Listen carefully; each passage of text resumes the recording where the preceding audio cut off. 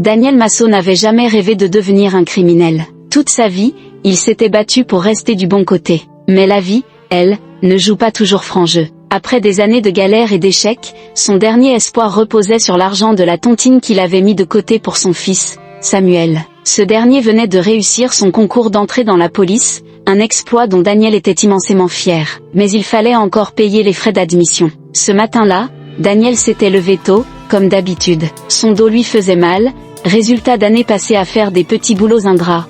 Manœuvres sur les chantiers, livreur à vélo, agent de sécurité de nuit. Des métiers épuisants, mal payés, mais qui lui permettaient de tenir.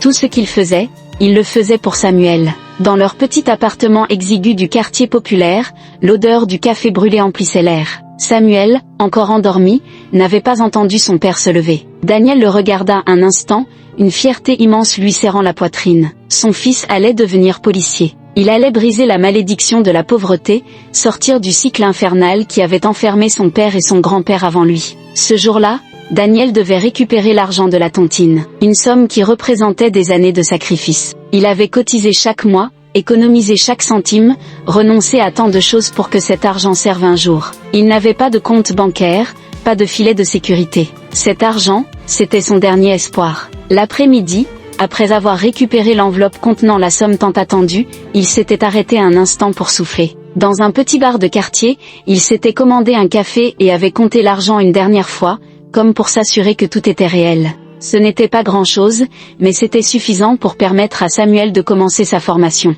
Il rangea l'enveloppe dans son sac et reprit la route, traversant les ruelles bondées, les marchés bruyants et les vendeurs ambulants qui hurlaient leur prix. Il ne se méfiait pas. Après tout, qui volerait un homme qui portait des vêtements élimés et qui marchait la tête baissée?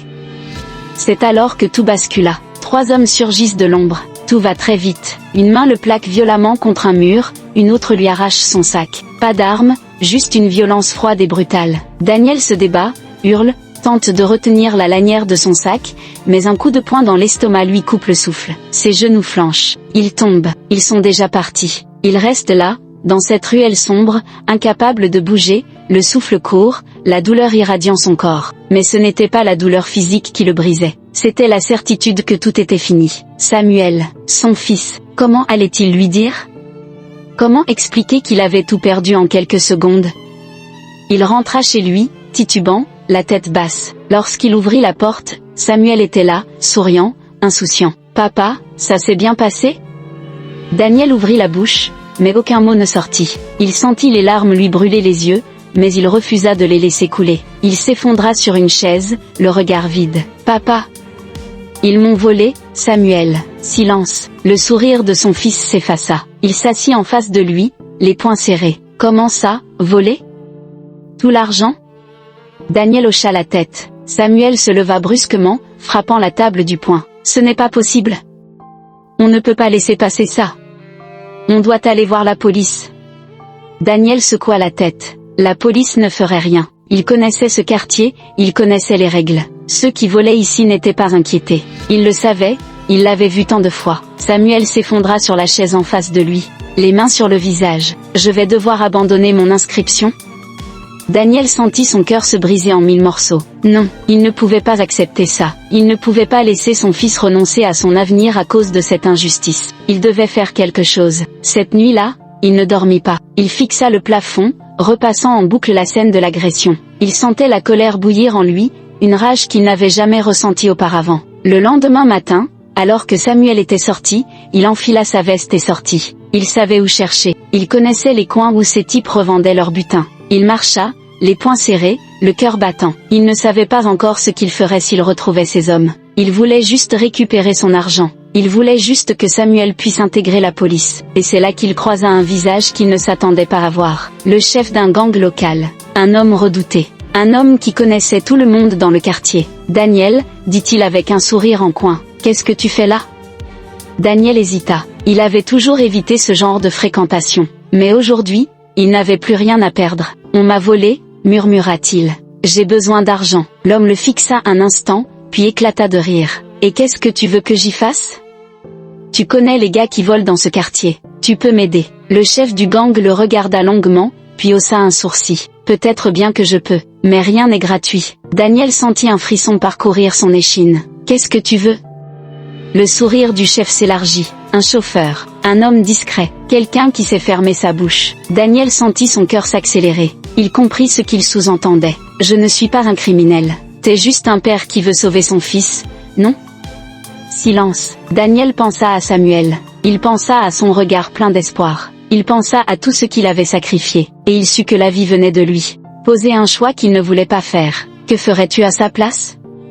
Abonne-toi pour découvrir la suite. Daniel errait dans les rues, perdu dans ses pensées, le poids du désespoir écrasant ses épaules. La vie lui avait pris tout ce qu'il avait mis des années à construire, et il n'avait plus aucune solution en tête. Son fils comptait sur lui. Il ne pouvait pas lui avouer qu'il avait échoué. Alors qu'il se laissait tomber sur un banc du parc, il leva les yeux, et son cœur s'arrêta net. Il était là, l'un des hommes qui l'avait agressé quelques jours plus tôt. Daniel sentit son sang bouillir. Tout son corps lui criait de se lever et de frapper cet homme, de lui faire payer ce qu'il lui avait volé. Mais au lieu de ça, il resta figé. La peur? L'indécision? Il n'aurait su dire. L'homme, lui, avait déjà remarqué son regard insistant et s'approcha lentement. « Toi » murmura Daniel d'une voix tremblante. L'inconnu sourit, un sourire empreint d'assurance et de danger. « Oh, je vois qu'on se connaît déjà. » L'homme s'installa à côté de lui sans gêne, comme si de rien n'était. Il alluma une cigarette, souffla une volute de fumée, puis tourna la tête vers Daniel. « Tu veux récupérer ton fric ?» Daniel sentit la colère monter, mais il ne répondit pas. L'homme continua. « Tu t'es bien débattu ce soir-là, je dois dire.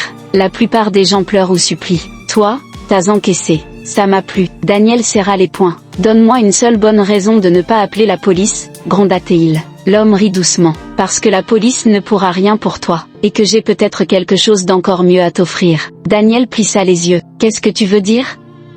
L'homme écrasa sa cigarette et tendit une main. Malik, chef d'un petit groupe qui fait des affaires, disons, en dehors du cadre légal. Et on a besoin d'un bon chauffeur. Daniel recula, choqué. « Tu veux que je travaille pour toi ? » Pas de risque, juste de la conduite. Des livraisons, parfois des extractions rapides. Et en échange, tu seras payé. Très bien payé. Daniel secoua la tête. Jamais. Malik haussa les épaules. Comme tu veux. Mais réfléchis bien.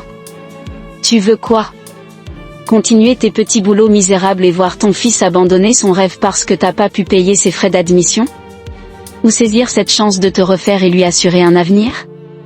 Daniel sentit son estomac se nouer. Malik se leva, tapota son épaule et lança avant de partir. « Je serai ici demain, même heure. Si t'es là, je saurai que t'as fait le bon choix. » Daniel passa une nuit blanche. L'idée de travailler avec des criminels lui répugnait, mais il ne pouvait s'empêcher de penser à Samuel. Il voyait son sourire lorsqu'il avait reçu sa lettre d'admission, il l'entendait parler de son futur avec tant d'enthousiasme. Avait-il le droit de lui voler cet avenir pour une question de principe ? Le lendemain, à la même heure, il était au parc. Malik sourit en le voyant. Bonne décision. Ce fut le début de sa descente aux enfers. Les premiers trajets furent simples, transporter des hommes d'un point A à un point B, sans poser de questions. Il ne participait pas au braquage, il conduisait seulement. Mais l'argent coulait à flot, et avec chaque billet qu'il empilait, son angoisse grandissait. Il devenait quelqu'un d'autre. Un homme plus confiant, plus sûr de lui, mais aussi plus tourmenté. Samuel, lui, remarqua vite le changement. « Papa, tu bosses où en ce moment ?» demanda-t-il un soir. Daniel détourna le regard. « Des livraisons, c'est tout. Ça paie bien. » Samuel fronça les sourcils. « T'es sûr que c'est légal ?» Daniel sentit son cœur se serrer. Il mentait à son propre fils. Mais il n'eut pas le temps d'y penser longtemps, car le dernier coup auquel il participa allait tout faire basculer. Un gros braquage. Trop gros. La police fut plus rapide que prévu. Une course-poursuite s'engagea. Daniel, au volant, slaloma entre les voitures, cherchant une issue. Il pensait s'en sortir, mais une barrière de police se dressa devant lui. Il pila net. Les hommes de Malik sautèrent du véhicule et s'enfuirent en courant. Daniel, lui, resta assis, les mains serrées sur le volant, en état de choc. Une voix dans le mégaphone hurla, main en l'air. « Sortez du véhicule !»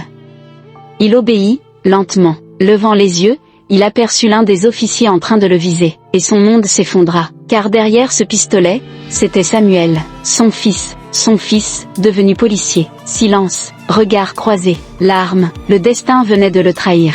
Abonne-toi, si tu aimes les histoires intenses. La nuit était lourde. Daniel Massot, le souffle court, les mains crispées sur le volant, roulait à une vitesse démente dans les rues sombres de la ville. Le dernier braquage avait mal tourné. Des sirènes hurlantes se rapprochaient. Les rues se resserraient autour de lui comme les mâchoires d'un piège prêt à se refermer. « Reste calme, vieux, on s'en sort toujours », cria Malik, le chef du gang, sur la banquette arrière. Mais cette fois, Daniel n'y croyait plus. Il voyait bien que la police était plus organisée, plus déterminée. Ils avaient été trahis, dénoncés. Et au fond de lui, une peur sourde grandissait, celle de croiser un regard qu'il redoutait plus que tout. Il parvint à semer la police et fonça vers un parking souterrain. Là, il coupa le moteur et ferma les yeux. Son cœur battait comme un tambour de guerre. Quand il les rouvrit, il sut qu'il venait de franchir un point de non-retour. Lorsqu'il rentra chez lui, l'appartement était plongé dans l'ombre. Une seule lampe allumée éclairait la table de la cuisine. Et Samuel était là, son fils, le fruit de ses sacrifices, son espoir.